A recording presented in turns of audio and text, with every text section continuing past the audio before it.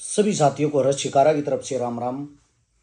औरंगजेब के बारे में आप लोगों का क्या कहना है, क्या सोचते हो? औरंगजेब एक क्रूर शासक था या औरंगजेब एक अच्छा शासक था? सबसे पहली बात, एक मूवी आई है छावा, जिसने लोग आजकल देखने लग रहे हैं और देखने के बाद उनके अंदर की आत्मा जाग गया है। उनको लगता जो मुगल थे उन्होंने हमारे साथ बहुत बड़ा जुर्म कर दिया। जो औरंगजेब था वो बहुत ही क्रूर था, बहुत ही खतरनाक था, हिंदुओं के लिए एकदम से खतरनाक था। पहले तो इस व्हाट्सएप के ज्ञान तय, फिर इस मूवी के ज्ञान से बाहर निकलो। वह फिल्म है, उन फिल्मा तो पहले तो बाहर लेकर के आया करो, थोड़ा पढ़ा करो, सच्चाई जानने की कोशिश करो।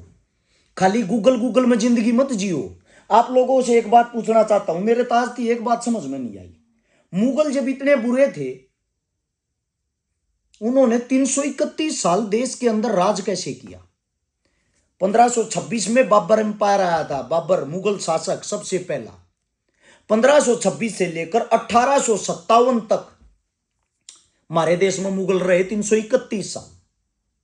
मैं आप लोगों से पूछना चाहता हूं, उन्होंने अगर जबरन वे धर्म परिवर्तन कराते, अगर वे हिंदुओं को काटते या हिंदुओं के लिए बुरे थे, इस देश की आबादी इस वक्त 140 करोड़ है, जिसके अंदर मुसलमान टोटल 25 करोड़ हैं। 100 करोड़ कौन है? हिंदू। जब इतने क्रूर थे वो, सोचने की बात है 100 करोड़ हिंदू कैसे हो गए फिर? अब इससे अगली बात आती है, अगर इन्होंने सारे मंदिर तड़वा दिए और ये क्रूर थे, मंदिर पर आक्रमण करया करते, आप लोगों से पूछना चाहता हूं, इस वक्त जब मुगल खत्म हुए 1857 में, हिंदुस्तान के मंदिरों के अकॉर्डिंग मस्जिदें 5% हैं। 5% थी 1857 में मुगल गए जब। इस हिसाब से मंदिर तो 1% होने चाहिए थे, 99% तो मस्जिदें होनी चाहिए थी। फिर मंदिर कैसे थे? अब आप जहां देखते हो हर जगह जहां भी जाओगे हजारों साल पुराना मंदिर मिला। कहां से आ जाते भाई ये मंदिर? उन्होंने तोड़ दिए मंदिरों को, और वे इतने क्रूर आदमी थे, वे हिंदुओं पे अत्याचार कर रहे थे। आप लोगों से पूछना चाहता हूं, फिर ये मंदिर कहां से मिलते इतने पुराने पुराने? इस वीडियो को गौर से सुनना और समझना और फिर जानना। सबसे पहली बात, इब्राहिम लिंकन ने कहा था खुद, दुनिया को लंबे समय तक मूर्ख नहीं बनाया जा सकता, लेकिन धर्म एक ऐसा क्षेत्र है, ऐसा रास्ता है जहां लोग पीढ़ी दर पीढ़ी जिंदगी भर मूर्ख बने रह सकते हैं। इस धर्म से बाहर निकल कर, हिंदू मुसलमान से बाहर निकल कर आज एक बात को जानना। सबसे पहले तो यह जानो औरंगजेब था कौन। आप लोगों को बता देता हूं, औरंगजेब की 3 तो पत्नियां थी, नवाबाई, उदयपुरी, दिलराशा बानो, जिनमें से 2 पत्नियां हिंदू थी। और जो इनकी पत्नी थी उदयपुरी, हिंदू पत्नी, सबसे ज्यादा प्यार करता था उससे, हिंदू पत्नी से। और उदयपुरी कसम खाती थी कि मैं राजा जी आपके साथ ही सती होंगी। जो 2 हिंदू पत्नियां थी वो हिंदू धर्म को ही मानती थी, उनको जबरदस्ती मुसलमान क्यों नहीं बनाया? जो इसके घर में रह के इसकी स्वयं की पत्नियां थी। अब आप लोगों को एक बात और भी बता देता हूं, औरंगजेब का बेटा था आजम शाह। आजम शाह को औरंग ने हिंदी सिखाई थी, जो हिंदुस्तानी भाषा है हिंदी। और आप लोगों को बता देता हूं, हिंदी का एक हमारे दिल्ली के कवि हैं, आलोचक मैनेजर पांडे जी। अगर आप उनकी पुस्तक पढ़ोगे मुगल बादशाहों की हिंदी कविता, उसमें आपको कविता मिल भी जाएगी। कविता थी, गौरी ईश्वर शिव भवानी आनंद देजे, रुदानी सर्वाणी सरव मंगला, मडानी मैदान दरिद्र भंजे, या कविता थी। आप लोगों को बता देता हूं, औरंगजेब के बेटे आजम शाह ने लिखी ये हिंदी उस वक्त। ये है महादेव शिव के बारे में, देवी देवताओं के बारे में।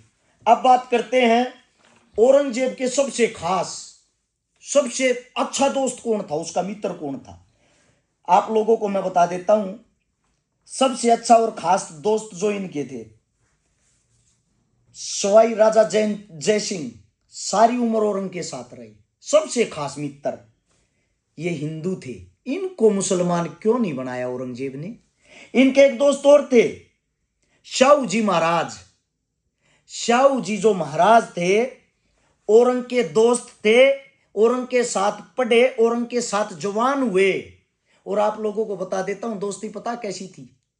औरंगजेब इस देश के अंदर नहीं रहा, अपनी आखिरी सांस तक शाहू जी महाराज उनकी कब्र तक नंगे पैर जाता था।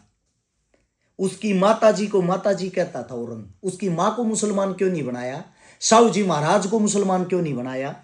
अब बात आती है आप लोगों के आंख नाक कान खोलने की, ताकि आप लोग कुछ सीख लो। जो आप कविताएं, जो कहानियां देखते हो, जो इतिहास देखते हो, औरंग की सेना में फाइनेंसर जो मिनिस्टर था वो था राजा रघुनाथ, हिंदू था। राजा जयसिंह फाइटर था, सेनापति। राजा जसवंत सिंह फाइटर था, सेनापति। जब शिवाजी महाराज जो थे उनके साथ जब युद्ध हुआ तो हिंदू राजा लड़ाई लड़ने के लिए गए थे औरंग की तरफ से। और शिवाजी जो महाराज थे, जिनके बेटे हैं संभाजी महाराज, जिनकी आपने फिल्म देखी है, उनकी तरफ से, शिवाजी महाराज की तरफ से युद्ध लड़ने के लिए जो आया था, उनका सेनापति था इब्राहिम गारदी, जो मुसलमान था। औरंग की सेना में सबसे ज्यादा हिंदू थे और शिवाजी की सेना में सबसे ज्यादा मुस्लिम थे।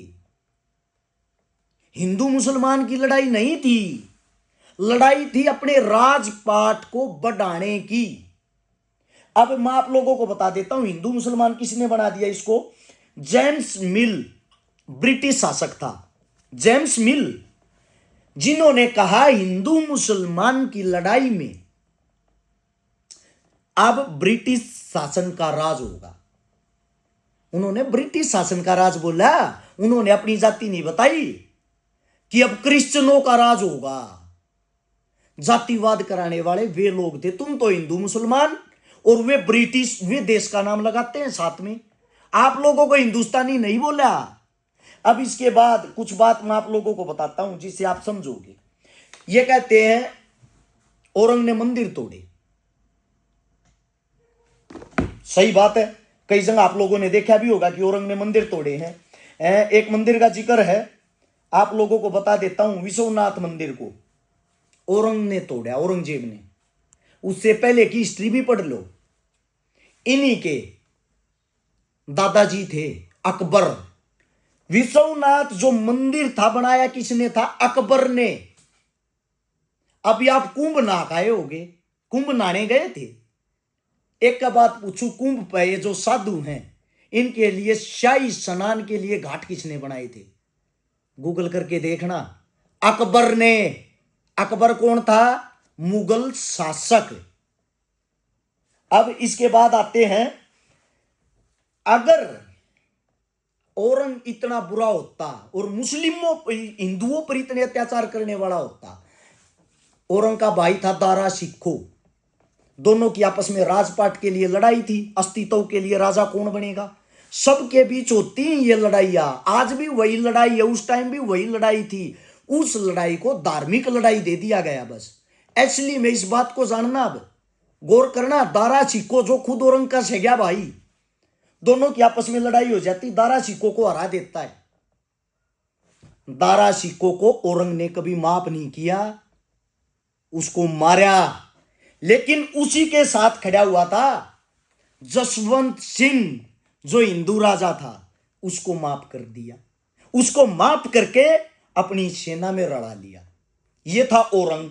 अब इसके बाद बात आती है, आप लोग क्या सोचते हो? मंदिर मंदिर तोड़े थे, औरंग ने मस्जिदें नहीं तोड़ी। औरंग न्यायप्रिय राजा था। जो बुरा करता था उन चीजों को, वो इस लड़ाइयों को हिंदू मुस्लिम मंदिर मस्जिद तक पहुंचा दिया जाता। जैसे कि उदाहरण के तौर पे दो लेखक हैं, वीर विनोद ईश्वर दास, दोनों हिंदू लेखक होंगे। उनकी किताब जिसमें उन्होंने लिखा गुजरात के अंदर 300 मस्जिद तोड़ने वाले राणा जयसिंह के छोटे भाई भीम सिंह को माफ करके उनको शाही सेना में शामिल किया था। औरंग ने अपनी कोई दिक्कत नहीं, तूने मस्जिद तोड़ दी, उस टाइम तुम्हारी हमारी लड़ाई थी, तुमने हमारे को ठेस पहुंचाने के लिए मस्जिदें तोड़ी हैं, राजनीतिक रूप से मैं इसका बदला नहीं लेना चाहता, मैं हिंदू मुस्लिम संबंधों को मजबूत करना चाहता हूं, तेरा स्वागत है मेरे दोस्त, तेरी सारी गलतियां माफ है, तू मेरी सेना में आ। और अपनी सेना में उसको शामिल कर लिया। अब इसके बाद आती है बात, आप लोगों को बता देता हूं, 1742 से लेकर 1751 तक मराठा राजा थे राघोजी। 9 साल तक उसने 5 हमले किए थे बंगाल में 5 हमले किए थे। 9 साल के अंदर 4 लाख मुस्लिमों को मौत के घाट उतारा था। क्रूरता गाजर मूली की तरह काटा था। बहन बेटियों के साथ सामूहिक बलात्कार किए गए। यानी कि लड़ाई सारी राजा टू राजा अपना क्षेत्र बढ़ाने की थी। उन लड़ाइयों को धार्मिक जानबूझ के बना दिया जाता, जो आज के टाइम भी, आज लड़ाई तलवारों की नहीं है, वोटों की है, वोटों की। आज भी उस लड़ाई को हिंदू मुस्लिम बनाया जा रहा है वोट बैंक बढ़ाने के लिए। लड़ाई ये थी। अब जो एक बात सोचो, राजा राघोजी थे, 4 लाख आदमियों का नरसंहार जिसने कर दिया, मराठा राजा, क्या अब उनके साथ दूसरा राजा बदला नहीं लेगा? क्या दूसरा राजा सेम सिचुएशन नहीं करेगा? क्योंकि वो भी तो अपनी क्रूरता दिखाएगा, अपना आतंक दिखाएगा, उसको भी तो जीना है भाई। ये तो जंगल है एक किस्म से। जंगल के अंदर 2 शेर होंगे, दोनों एक दूसरे से लड़ेंगे, एक को मारेंगे, क्योंकि राजा एक ही होता है। अब इसके बाद बात आती है, बहुत सारे साथी हैं जो कहते हैं कि अकबर ने हजारों मंदिर तोड़ दिए, औरंग ने हजारों मंदिर तोड़ दिए, औरंग ने सैकड़ों मंदिरों को दान भी दिया था। और मंदिर टूटते कैसे थे, उनका कारण क्या था तोड़ने का, उन बातों को थोड़ा समझने की अगर कोशिश करोगे। मंदिर से पहले मस्जिद बताता हूं। अकबर ने मस्जिद भी तोड़ी थी। गोलकुंडा की मस्जिद को तोड़वाया था। वहां के नवाब थे तानाशाह, उनको बोला भाई 3 साल से तूने कर नहीं पहुंचाया, कर क्यों नहीं पहुंचा रहा? उन्होंने कहा मेरे पास पैसे नहीं है, मेरा क्षेत्र भूखा मर गया, मैं कर नहीं पहुंचा सकता। वहां का जो जासूस था उसने बताया गोलकुंडा की जो मस्जिद, उसके नीचे उसने अपना सारा धन छुपा रखा। औरंग ने पैसे चाहिए थे राजपाट चलाने के लिए, उन्होंने तड़वाया, मस्जिद को तड़वा के उसके नीचे से वो पैसा निकाला। वो पैसा निकाल के उसको दिखाया, ये देख झूठे। औरंग एक न्यायप्रिय राजा था, हिंदू हो या मुस्लिम, सेम कंडीशन लागू करता था, अप्लाई करता था। इसके बाद आप लोगों को बता देता हूं, जो कहते हैं मंदिर तड़वाए हैं, श्री कृष्ण भगवान की आप जगह को जानते होगे, मथुरा वृंदावन, वहां सबसे ज्यादा उन मंदिरों के लिए जमीन औरंग ने दी, सालाना वजीफे दिए। और एक सबसे मशहूर मंदिर बताता हूं, आसाम में है कामाख्या देवी का मंदिर। मंदिर में जाके पढ़ना लिखा मिलेगा, सबसे ज्यादा दान औरंग ने दिया। मंदिर है, आप लोगों को बता देता हूं, उज्जैन के अंदर महाकाल मंदिर, सबसे ज्यादा दान वहां औरंग ने दिया। उसके बाद आप लोगों को बता देता हूं, इतिहासकार बीएन पांडे की माने, बीएन पांडे जी, ये बीएन पांडे कौन थे आप लोगों को बता भी देता हूं। जो बीएन पांडे जी थे, इतिहासकार थे, उन्होंने अपनी किताब में लिखा है बीएन पांडे को कच्छ की 8 रानियां थी, जो बनारस काशी विश्वनाथ के मंदिर में दर्शन के लिए आई थी। और जो सबसे सुंदर रानी थी, उसका वहां के जो मैन थे उस वक्त, उन्होंने अपहरण कर लिया। अपहरण कर लिया तो अपहरण के बाद क्या होता है, औरंग के पास फरमान आता है कि राजा जी कुछ न्याय करो। औरंग हाथ उठा देता, भाई मैं कैसे करूंगा, मैन हिंदू हैं, मंदिर हिंदुओं का है, रानी जो जिनका प्रण हुआ वो हिंदू हैं। ये एक धार्मिक मामला, मैं इसके बीच में नहीं बढ़ूंगा। तो राजा ने, दूसरे राजा ने दबाव बनाया वहां से, कच्छ से, कि राजा जी आप न्यायप्रिय राजा हो, आप ही नहीं करोगे तो कौन करेगा। हिंदुओं की एक फौज मुगल राजा औरंग ने भेज दी। वो बनारस के मंदिर के अंदर गई तो वहां के महंतों ने उन पर आक्रमण कर दिया और उस फौज को मार दिया, गिने चुने जो आदमी भेजे थे। फिर मुगल को गुस्सा आया औरंग को, औरंग ने पूरी सेना भेज दी, भाई जांच करो ऐसा क्या हो रहा मंदिर में। मंदिर के अंदर सेना घुस गई।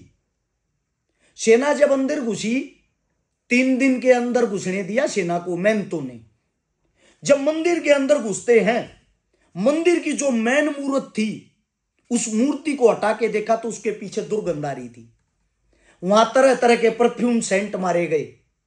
2 दिन तक परफ्यूम सेंट से सफाई करते रहे। जब उसके अंदर जाने की हिम्मत हुई, वहां हजारों लड़कियों की लाशें पड़ी, हड्डियां पड़ी। वे महंत बलात्कार करके उसके पीछे उन लाशों को दबा देते थे। उसी लाश में सबसे आगे जो लाश पड़ी थी, तरोताजा लाश थी, वो उस सबसे सुंदर रानी की थी। वहां महंतों के बीच में और मुगल सेना के बीच में युद्ध हो जाता है। तो युद्ध में जब गोलियां चलेंगी, बम चलेंगे, लाठियां चलेंगी, तलवारें चलेंगी, तो जो वहां का मंदिर का स्ट्रेचर था उसमें भी टूट फूट हो जाती है। अब टूट फूट उसमें होगी। खबर में क्या आया, मुगल सेना ने मंदिर को तोड़ दिया। यह किसी ने नहीं लिखा कि हिंदू रानी का वहां पे बलात्कार हुआ, उसको मारा गया, उसको बचाने के लिए मुगल सेना गई थी और उसको मारने वाले भी हिंदू थे, महंत थे। यह कमी है आज के ज्ञान में। आप आज जो ज्ञान देखते हो वो व्हाट्सएप का ज्ञान है। व्हाट्सएप पे 2.5 लाख मैसेज 2014 के चुनाव में हिंदू मुस्लिम को लेके आप लोगों के बीच में फॉरवर्ड किए गए थे, ताकि आप लोगों का ब्रेन वॉश हो जाए। दाढ़ी वाला जहां दिखे आपको दुश्मन नजर आए, तिलक वाला जहां मुस्लिम को दिखाई दे वो उसको दुश्मन नजर आए। ऐसा कुछ भी नहीं है। पहले भी बहुत प्यार प्रेम था। आप लोगों को एक बात और बता देता हूं।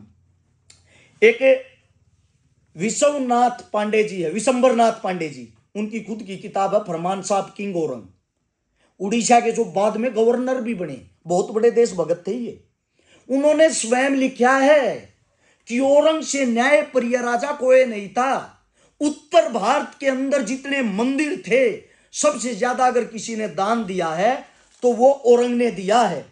अब मैं आप लोगों से एक बात पूछना चाहता हूं। जो आप लोग ये फिल्म देखते हैं, फिल्म देख के कहते थे कि मुगल लुटेरे थे, हमारे देश को लूट ले गए। औरंग की जब मृत्यु हुई, साफ शब्दा में कह दिया था, बात सुनो रहे, कोई ढोल नगाड़ा नहीं बाजना चाहिए। उम्र दराज हो रहा था, 88 साल की उम्र थी।